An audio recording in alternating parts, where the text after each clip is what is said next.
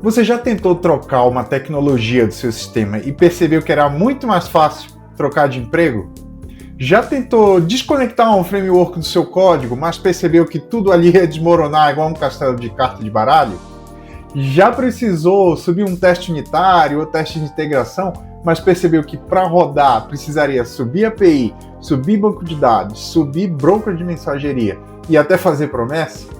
Então esse vídeo é para você, que hoje a gente vai falar sobre arquitetura hexagonal. Então já pega aquele seu livro de geometria do ensino médio, que o vídeo já vai começar. Olá, devs! Eu sou Bernardo Lobato e hoje a gente vai falar sobre ela, a arquitetura hexagonal. Estilo arquitetural esse que acabou virando queridinho ali das implementações baseadas em microserviços ou mesmo implementações distribuídas no geral. E a partir de agora a gente vai tentar entender o porquê disso, se realmente tem alguma relevância e o que a gente precisa considerar para adotar esse estilo arquitetural dentro do nosso projeto. Um adendo aqui é que esse vídeo é uma continuação do nosso primeiro vídeo sobre arquitetura em camadas. Se você ainda não viu, clica aqui no card que ele está bem interessante. Portanto, antes da gente começar a tratar devidamente da arquitetura hexagonal, vamos relembrar alguns problemas que a gente precisa direcionar quando a gente está falando da arquitetura em camadas mais tradicional. Um dos problemas principais ali na adoção da arquitetura em camadas tradicional é o autoacoplamento entre as camadas de negócio e a camada de persistência também, né, junto com o banco de dados. Um outro ponto importantíssimo, principalmente quando a gente lida com arquitetura distribuída, é a impossibilidade de ter mais de um mecanismo de persistência, ou mesmo de entrada de informações, como um controller, uma fila de mensageria, ou salvar as informações em dois bancos de dados, ou em um banco de dados e uma API externa, e por aí vai. Dentro do estilo arquitetural em camadas, não existe uma maneira mais formal de se fazer essas implementações. Em outras palavras, muitos sistemas crescem acoplados demais a tecnologias externas, seja um banco de dados, seja um framework MVC, um broker de mensageria ou uma lib específica qualquer. Isso gera bastante dificuldade em evoluir o nosso sistema, né? Principalmente quando a gente está falando de atualização ou substituição de frameworks ou outras ferramentas e também na testabilidade do nosso sistema. Quem nunca passou por aquela situação onde a gente precisa testar uma funcionalidade específica, uma regra de negócio e precisa injetar dentro do nosso framework de teste, algumas classes de controller, de banco de dados, ou outras classes de infraestrutura que nada tem a ver ali na teoria com a nossa regra de negócio. Dessa forma, a gente tem na arquitetura hexagonal uma aliada para ajudar a gente a direcionar essas questões. E a gente vai começar a entender como a partir de agora. A arquitetura hexagonal, ela surgiu ali em meados para o final dos anos 90 e foi criada e definida formalmente por Alistair Cockburn, que direcionava os seus estudos e experimentava arquiteturas que tinham mais de uma interface, seja interface gráfica, interface de banco de dados ou suíte de testes. O objetivo dele sempre foi evitar dependências fixas dentro dos seus projetos. Na sequência, com as suas experimentações, ele passou a criar componentes que permitissem que elementos externos à sua lógica de negócio pudessem ser intercambiáveis, pudessem ser trocados ali, utilizando os recursos da linguagem orientada a objetos. O que acabou por formalizar, dessa maneira, a base do que hoje a gente conhece como a arquitetura hexagonal. E em 2005, Cockburn acabou publicando a sua definição mais formal desse estilo de arquitetura. As diferenças entre esse padrão e outros adotados ali na época, e vários exemplos de código. A arquitetura hexagonal também é chamada de ports e adapters. E uma curiosidade aqui, o termo hexagonal, que vem de hexágono, foi utilizado inicialmente pelo autor para fugir um pouco ali daquele reflexo natural que a gente tem de quando está desenhando uma arquitetura, em que se usam retângulos e usuários no topo, indicando, de uma certa forma, uma hierarquia, e banco de dados na base, né? Ou usuários à esquerda, e conforme a arquitetura evolui, bancos de dados à direita. Com o hexágono, não existe inicialmente essa ideia de hierarquia, com muitas aspas aqui, ok? E não necessariamente a nossa arquitetura vai ter 6 faces. Isso vai depender de quantos adapters, quantas interações com o mundo externo ela vai ter.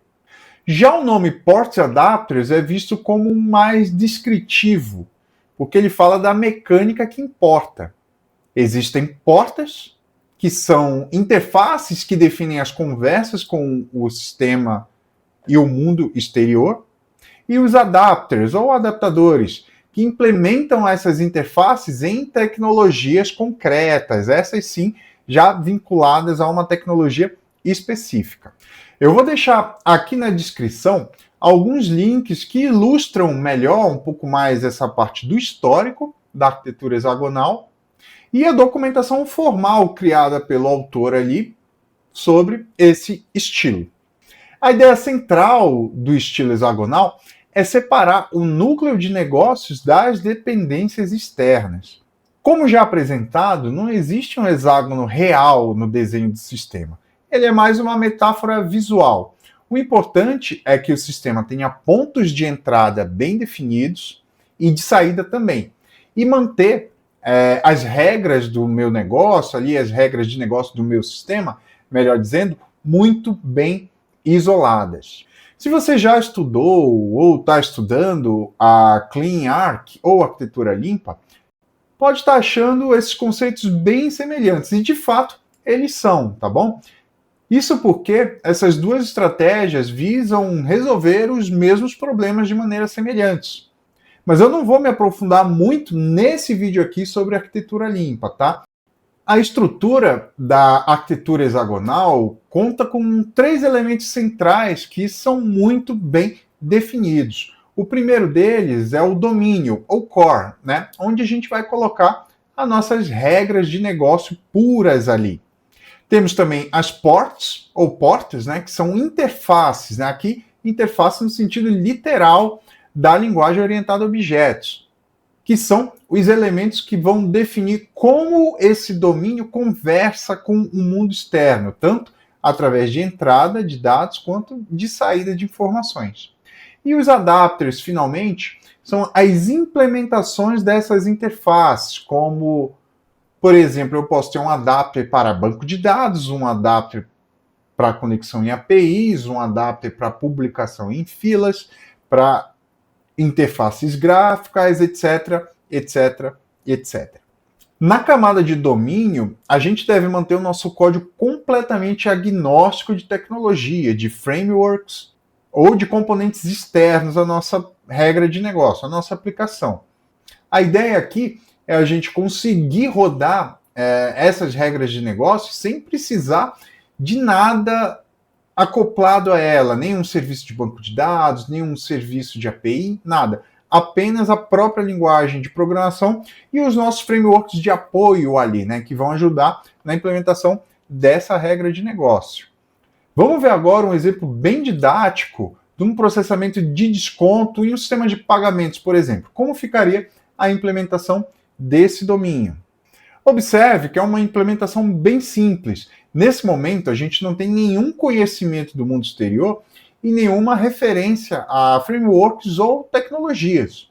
A partir daí, a gente começa a falar sobre as portas, que são como os sistemas de fato se comunicam com o mundo externo. Normalmente, como já citado aqui, elas são implementadas através de interfaces, dependendo do suporte da linguagem de programação que está sendo utilizada.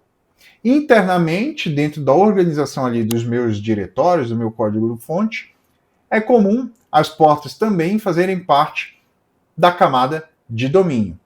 Dentro do conceito de portas, nós temos 2 tipos diferentes. As portas de entrada, que são as interfaces ali usadas para comunicação de fora do meu projeto para dentro. Isso é, quando uma classe externa precisa chamar um método da minha classe de domínio.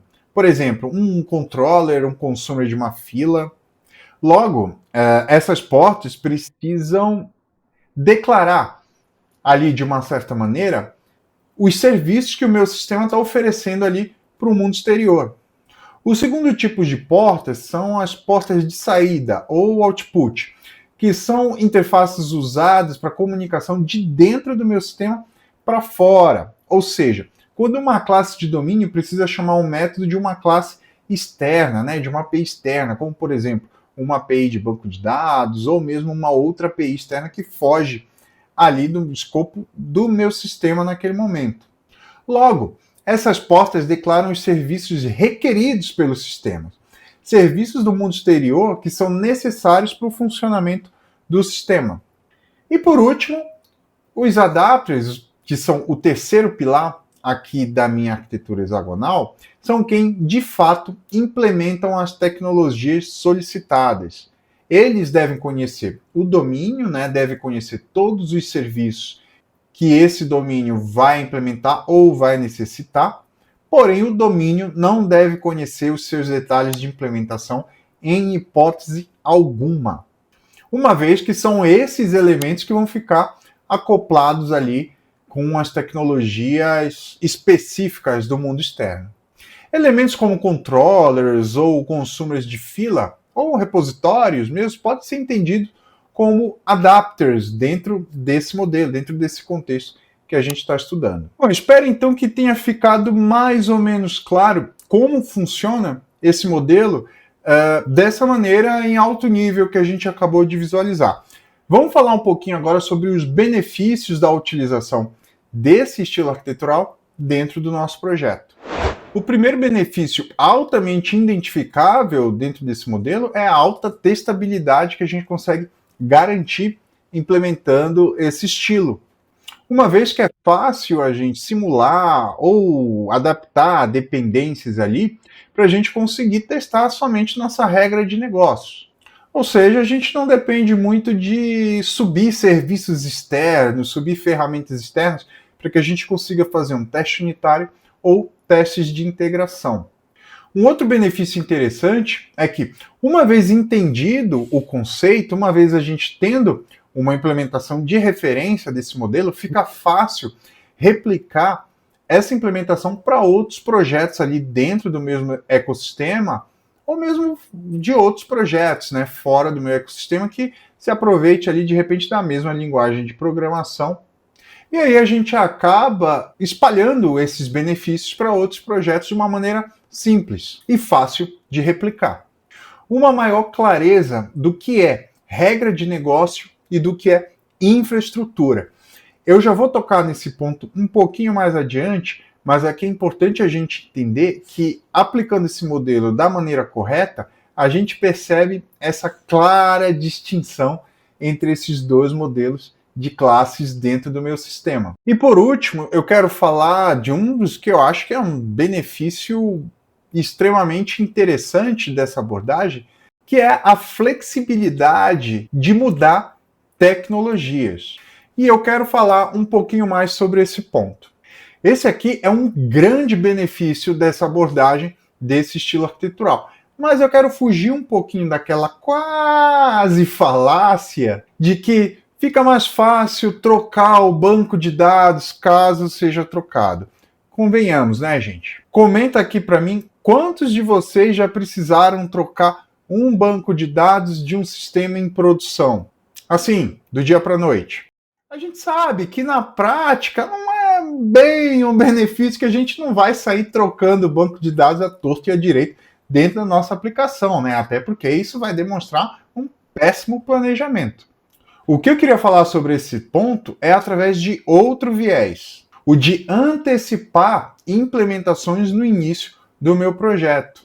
Por exemplo, imagina que você já está no início do seu projeto, ele já foi aprovado pelo seu cliente, você já tem um time de desenvolvimento, já está refinando as regras do negócio, porém ainda tem várias restrições que ainda não tem uma resposta muito clara sobre isso. Por exemplo, você ainda não sabe qual banco de dados você vai utilizar, porque o cliente ficou de comprar uma nova licença, ou ele ficou de contratar uma equipe para prestar suporte, ainda não tem uma padronização de banco de dados, enfim, você fica de mãos atadas nesse momento.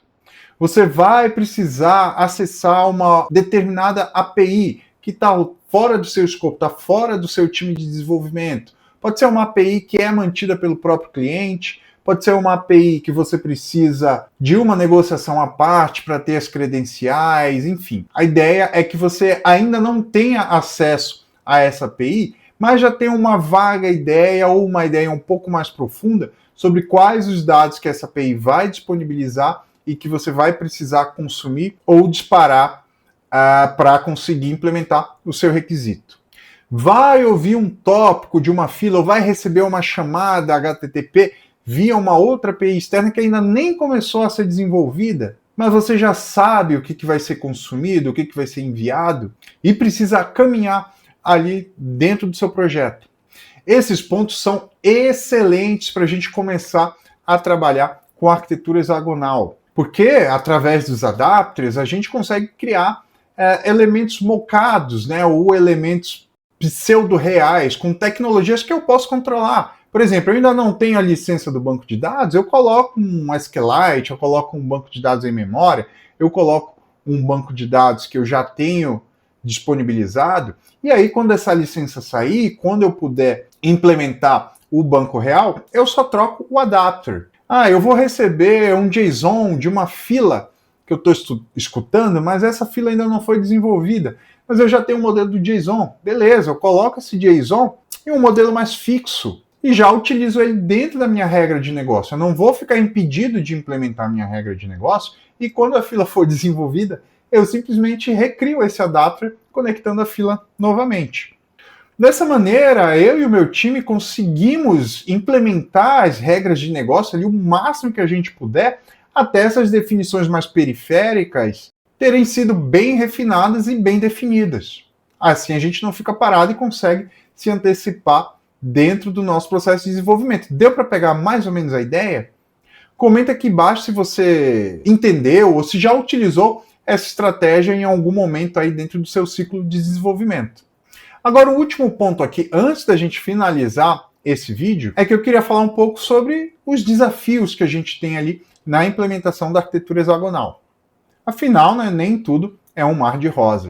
Inicialmente, para sistemas pequenos, para aquele sistema que eu só preciso de um MVP, que eu preciso entregar valor muito rápido, ela pode ser um over-engineer, né? Pode ter camadas demais, principalmente se o meu time não está versado na utilização desse estilo. Aí, só você mesmo para saber a maturidade do seu time ou sua mesmo como desenvolvedor, para saber se cabe ou não adotar esse estilo dentro desse projeto.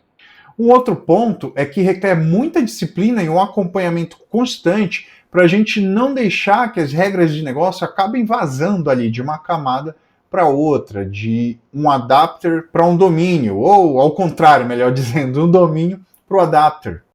O Tech Lead e os devs mais sêniores devem estar muito atentos ao código para evitar que isso aconteça e que o nosso projeto acabe virando uma bagunça. Alguns times tendem a adicionar muita complexidade onde não tem. Existe uma certa dificuldade em manter as coisas simples, e como a arquitetura hexagonal, ela já é um pouquinho mais complicada que uma arquitetura em camadas tradicional, por exemplo, essa complexidade pode ir ganhando outros ares ali de uma maneira que a nossa arquitetura possa assim ficar complicada demais. Então, a gente precisa do olho do bom tech lead, de um bom dev sênior, para evitar que esse tipo de coisa aconteça no nosso projeto. Finalizando, a arquitetura hexagonal, ela não é sobre desenhar um hexágono bonitinho, de querer ser o diferentão e adicionar complexidade no nosso sistema, mas sim de isolar o nosso domínio, as nossas regras de negócio e blindar essas regras do mundo externo, que a gente não pode controlar. Vale sim a implementação, principalmente sistemas que vão evoluir com o tempo. E dando um pouquinho aqui da minha opinião pessoal, eu acho que vale a pena sim a gente capacitar o nosso time de desenvolvimento, os nossos desenvolvedores, para sempre que possível utilizar essa abordagem até um pouquinho em detrimento da arquitetura de camadas tradicional, porque a gente tem muitos ganhos com essa abordagem e com um time bem capacitado, com um time bem azeitado nessa implementação, aqueles desafios que a gente tem vão ficando cada vez menores e a gente consegue entregar muito mais valor. No final das contas, é uma regra simples. Mantenha suas regras de negócio limpas e faça o mundo externo se adaptar a elas, e nunca o contrário. E finalizando, eu vou deixar no final desse vídeo aqui 2 links de 2 vídeos que conversam muito bem com o que a gente está falando agora. O primeiro deles fala sobre o que são requisitos arquiteturais, né? E o outro é um vídeo que eu começo a falar sobre DDD, que tem muito a ver com essa implementação da arquitetura hexagonal, afinal também fala de domínio. Quando a gente falar um pouquinho mais sobre microserviços, a gente vai entender como isso tudo se conecta, tudo bem? E se você gostou desse conteúdo, eu peço mais uma vez que se inscreva no canal, que compartilhe esse vídeo com o seu time, com o seu Tech Lead. Vamos enriquecer essa discussão aqui nos comentários, ok? E se você tem sugestão de um material que queira que eu fale aqui, ou que queira um pouquinho mais detalhado, coloca nos comentários aqui também, que a gente providencia um material legal. Mais uma vez, obrigado e a gente se vê no próximo vídeo.